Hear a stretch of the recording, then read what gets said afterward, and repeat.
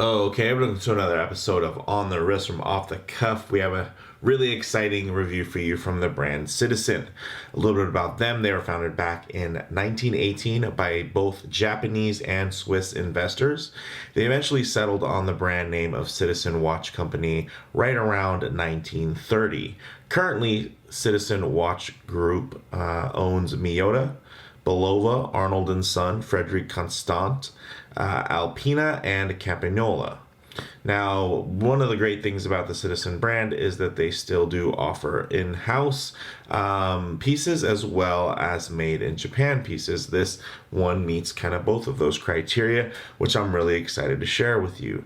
Now, I know for a lot of you, the Citizen brand is really just more so known for their affordable quartz offerings, which does make sense considering that they did help Seiko disrupt the traditional Swiss watch industry during the quartz crisis of the 1970s. But this particular piece is really special. I considered it an everyday dress watch. Some key common characteristics and design language, and you're looking for something you can wear every day. Of course, you're going to want that clean, classic, minimalist design and something that is sensibly sized. Now, this is their JDM Citizen Collection NB1060-04A, and it's essentially Citizen's take on a truly Japanese dress watch that can be worn daily. It's utilizing a very nice, clean, minimalist layout, highlighted by finely executed details, really showcasing a uniquely textured silver leaf lacquer dial, which I'm excited to kind of get into the details with you guys about. I actually purchased this from Sakura Watches for about $702, depending on the exchange rate. When you purchase, it could vary for yourself. But with all that said, let's go ahead, zoom the camera out, get this piece in hand, and take a closer look. All right, guys. Let's check this beauty out. Now, I really want to be able to showcase this dial for you because it's really hard to pick up because of the really fine nature. Again, this combines both of the styles of a lacquer dial as well as a silver leaf. So they're actually using two very difficult elements in one, which does increase the cost, because some of you are looking at this saying, hey, this looks like the NB 1050 series. It is actually the same case. Has the same Duratec coating, same movement there. The big difference is going to be the dial and hand layout. This is definitely going to be more on the dressy side. And then, of course, that kind of multi-stage dial, adding a lot of additional cost. So, whew, this thing, I'm just hoping that this picks up for you guys. It's a very fine texturing, very subtle. So hopefully you're able to really have that come through for you over the screen. So this dial is something really special. Really excited to share with you guys. So this model, in terms of the diameter and everything, the dimensions, 38.2 millimeters across there, 12.2 thick, and that's including this nicely domed sapphire crystal. As you can see, it has a beautiful flow to it. Very nice, versus the NB 1050 line, which is going to be flat crystal. So this beautiful double domed crystal does flow really nicely with that bezel, and you can see it is still very legible even at extremely harsh angles, because it does have double dome feature, meaning that it's not only domed on the outside of the crystal but on the underside as well. And then it does have a very nice inner AR coating, which is clear, so even on your catching reflections, you're not going to see any weird hues or tints on the dial or crystal there. Now the bezel is beautifully brushed. The crown is just a push-pull crown, so not screw in, but I wouldn't expect that. The movement here is the Miyota 9011, which is a 4 hertz movement, so 28.8 vibrations per hour, plus or minus essentially plus 20 or minus 10 seconds per day accuracy out of the box. I'm getting, of course, much better than that. And then 42-hour power reserve. Now, in terms of how good of I'm getting, you always have to kind of take this with a grain of salt when it comes to something that is unregulated and really not promised. I'm getting about plus 3 seconds a day so far. It could change, but again, that doesn't mean that what you'll have will run within those tolerances, because these are unregulated as far as I know. So now getting down into the details of this dial, guys, it is a really nice pale silver texture to it. Oh, I think that might be able to capture it. Oh, yeah. I'm looking forward to showing you guys this in the mixed lighting conditions, because you're going to get a really nice idea of these textures. Wow. I think you're catching a little bit of it there. And then what you can really also notice is just how finely done the brushing is on these indices. My gosh. That's like hairline brushing with really beautiful high polished facets and bevels cut in angular. Fantastic. So you're also getting a date at the 3 o'clock window. Now that frame around the 3, I believe, is, it's a little bit more simplified compared to the NB1050s. I think more decorative window, and I'm sure it has to do with the dial treatment, as well as just generally the more minimalist design aesthetic here that's a little bit less sporty and bulky. So I think that's why it's done that way. It's a little bit more simple there. You can see it's just kind of a simple outline. You're not getting any big, thick, chunky bevels or anything like that. And then you're getting these beautiful dolphin hands, which are polished. And you can see there's that center line on the both the hour and the minute. A little tough to get through the reflections, because when I do hold it close to the camera, of course, it's reflecting off of a black lens.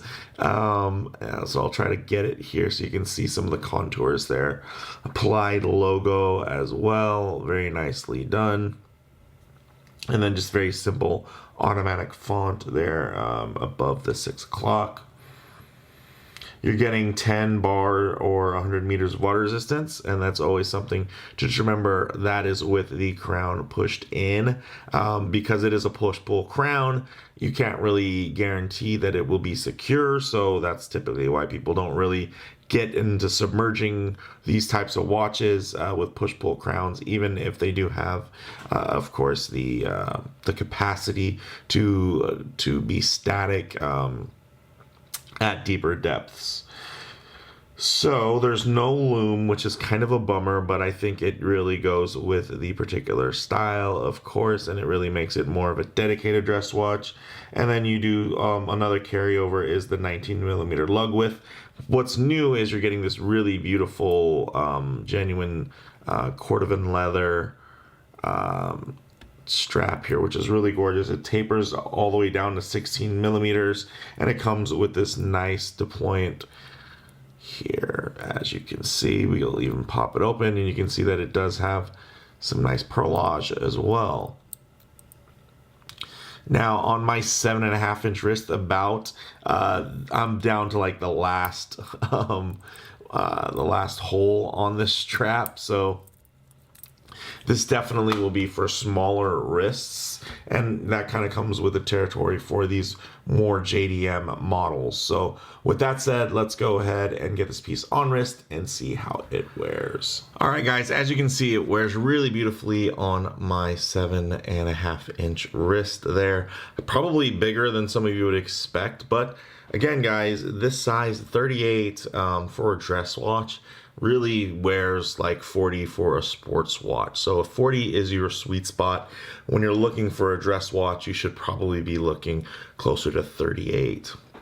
maybe even smaller. A lot of it does have to do with this more expansive dial layout, but you can see it wears beautifully, just flows. Look at that in between the brushed and polished there. It does have that nice Duratec hard coating, so it's going to be very scratch resistant and resilient to being banged up, which is great. And then again, you can see that crystal, the dome on it is really just a gorgeous addition and worth the extra little thickness you might get, because the shape now is just so much more organic, and I can really appreciate that. This leather strap, although it is a little bit short for my thicker wrist, man, is it nice. Look at the luster and just how supple that cordovan leather is.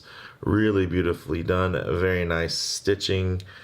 Everything looks very uniform and well done, and you can see it just wraps around the wrist really well. And I have a couple of ideas for, you know, what I might end up putting this strap, replacing this strap with, just because it's a little bit short.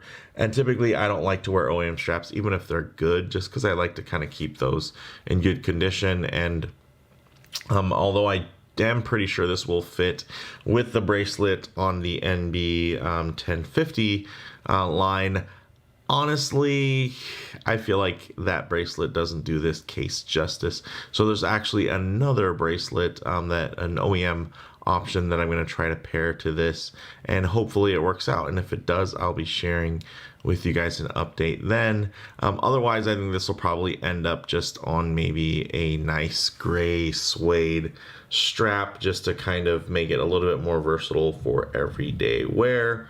But I think it looks absolutely fantastic right out of the factory. So very, very nice. With that said, let's actually, although there is no loom, we can get some light transition, and hopefully I'll really be able to get you guys a good idea of the textures, the beautiful, subtle textures of this amazing dial. Okay, we'll go ahead and hit the light here.